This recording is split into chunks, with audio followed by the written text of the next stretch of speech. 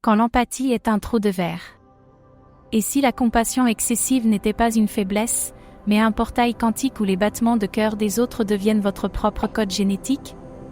L'esprit analytique s'effondre sous le vertige de ressentir les souffrances de 10 000 autres comme les siennes, tandis que le cœur tisse des équations de lumière que la raison ne peut déchiffrer. À cet instant, vous cessez d'habiter votre corps et devenez un hologramme conscient qui vibre dans toutes les blessures du monde. Que se passe-t-il lorsque votre système nerveux se transforme en un réseau neuronal cosmique? L'intellect se brise comme du verre sous une pluie acide, révélant que la pensée n'est qu'une forme lente de sentiment. Comment soutenir l'univers émotionnel des autres sans devenir les décombres de leur cataclysme? La réponse réside dans l'acceptation de votre ombre comme une antenne quantique. Chaque fissure interne devient un canal de transmission de fréquences de guérison collective. La véritable croissance spirituelle consiste-t-elle à apprendre à faire couler la lumière?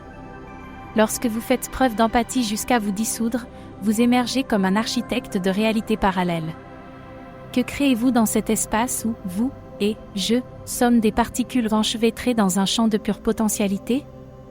Peut-être que l'extrême compassion est le seul langage que les trous noirs comprennent. À quelle fréquence vibratoire un cœur peut-il s'étendre avant de se transformer en poussière d'étoiles?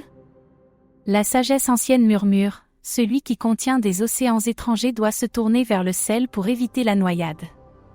Serait-ce là le véritable sens de l'ascension spirituelle, transformer la chair en un pont entre les dimensions? Si chaque larme que vous absorbez de quelqu'un d'autre sème une galaxie dans votre âme, combien de douleur peut être transmutée en lumière avant que votre biologie ne s'effondre?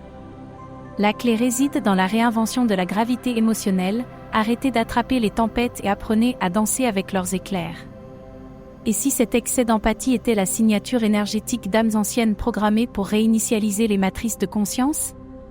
Quel protocole suit un cœur qui bat à l'unisson avec la douleur du monde, lorsque l'esprit insiste pour le traduire en logique? Ne faites pas de compromis entre empathie et intellect. Désintégrez l'échelle. Devenez un creuset où le rationnel fusionne avec le viscéral, forgeant un nouveau métal spirituel qui défie les lois thermodynamiques de l'âme. La prochaine fois que vous vous sentez trop mal, rappelez-vous, les carques chantent aussi le blues quand personne ne les regarde.